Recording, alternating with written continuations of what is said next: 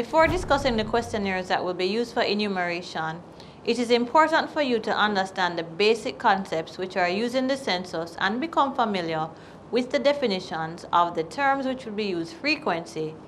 If at any time during the course of enumeration there is a case which was not covered by your trainer, make a note of it and refer it to your census supervisor immediately and ask for his or her advice. Let's begin with some definitions. A building is defined as a physical structure which is separate and independent from any other.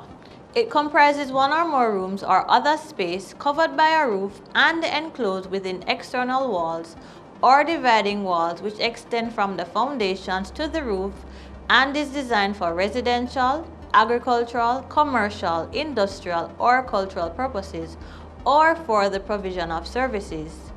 Detached rooms relating to the main buildings are treated as part of the main buildings, for example, detached kitchens, toilets, helpers' quarters, garages, etc. A building may be a detached dwelling, apartment building, factory shop, warehouse, repair shop, etc. A housing unit is a building or buildings used for living purposes at the time of the census.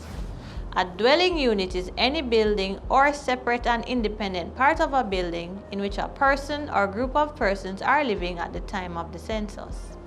The essential features of a dwelling unit are separateness and independence.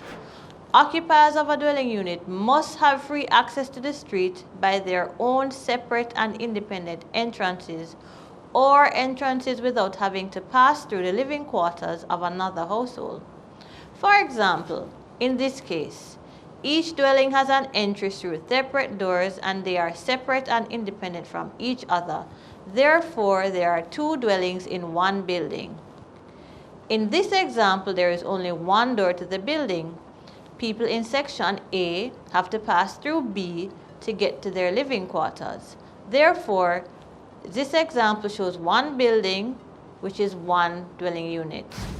Let's now define a household. A household consists of one person who lives alone or a group of persons, whether related or not, who as a unit jointly occupies the whole or part of a dwelling unit, who have common arrangements for housekeeping, and who generally share at least one meal. A vacant building is one in which no one is living at the time of the census.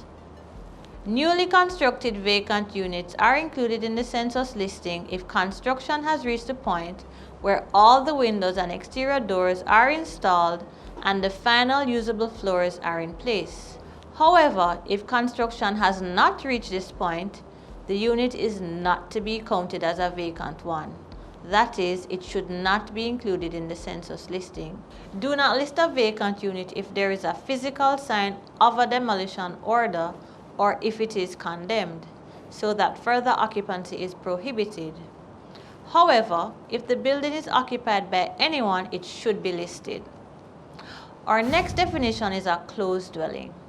A closed dwelling is any dwelling unit which is occupied for purposes of living, but at the time of the census, the occupants are staying temporarily elsewhere. Let's now talk about the visitation record, or VR. The visitation record is the first enumeration form you will use. 1. The visitation record, or VR, is critical to the preliminary population count as it provides us with an estimate of the population identified. 2. It provides a preliminary count of all buildings, dwellings, and households. 3. It will enable you to keep a close check on the number of buildings and dwellings visited, the number of questionnaires completed, and will allow you to see at a glance the dwellings at which callbacks will be made. 4. The census supervisor will use the visitation record to assist the rate at which work is being done. 5. It is used in quality control for the census. 6. The visitation record form also captures the GPS location of all listed buildings. The completion of the visitation record is a very important part of your job, and this form should be kept up to date at all times. The visitation form will be completed electronically using your tablet or on a printed VR form. If you have been assigned a paper, enumeration district. Please note, questionnaires will not be approved for payment if the accompanying VR is incomplete or incorrectly done. Every building, whether residential or non-residential in your enumeration district, must be assigned a number in the visitation record whether or not it is occupied. You are therefore required to visit and list every building in the enumeration district. Here is something important to note. Unfinished buildings in which people reside must be listed regardless of the state of completion. However, unfinished structures and old dilapidated houses in which no one resides or no business is undertaken is not to be considered to be a building for census purposes and should not be listed. Buildings are structures which are intended for living, business, or service purposes. Thus, structures such as cattle pens, pig pens, chicken coops, etc. should not be listed. Buildings are classified broadly into two groups: residential and non-residential. Residential dwellings include private dwelling units, which are usually occupied by households and characterized by their separateness and independence. Group dwelling units.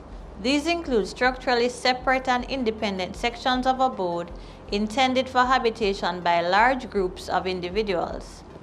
While non-residential buildings include churches and other social uses. Let's now talk about dual-purpose buildings. These buildings are used for more than one purpose, one of which must be residential. There are a number of buildings which are used partly for business purposes and partly as housing units. Such a combination can be a caretaker's living quarters in the building establishment. Caretakers' quarters can also be located in buildings used to provide community services such as a school, church, or a police station with staff quarters. These are only a few examples of the variations which you will encounter. Before we wrap up, here are 2 steps you should always follow when enumerating a household. 1. Complete the visitation record. 2. Insert the name of each person who is a usual resident of the household in Section 1, Question 1.1 of the Household Questionnaire. The number of persons listed at Question 1.1 of the Household Questionnaire should be the same as the number recorded in the section Number of Usual Residents Identified on the VR, that is, at the census moment, which is 12 a.m. Census Day. Remember, we're focusing on the population at a point in time. Census Day is Monday, September 12, 2022. Also remember, you're interested in the usual residents of the household on that day. Any member of the household temporarily away should be included. A member of the household who died after the census moment, which is 12 a.m.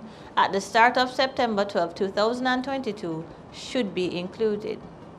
Be sensitive and tactful in your approach. One last thing, babies born after the census moment should not be included in the count. And always make sure the person giving the names of the usual residents of the household remembers to include him or herself.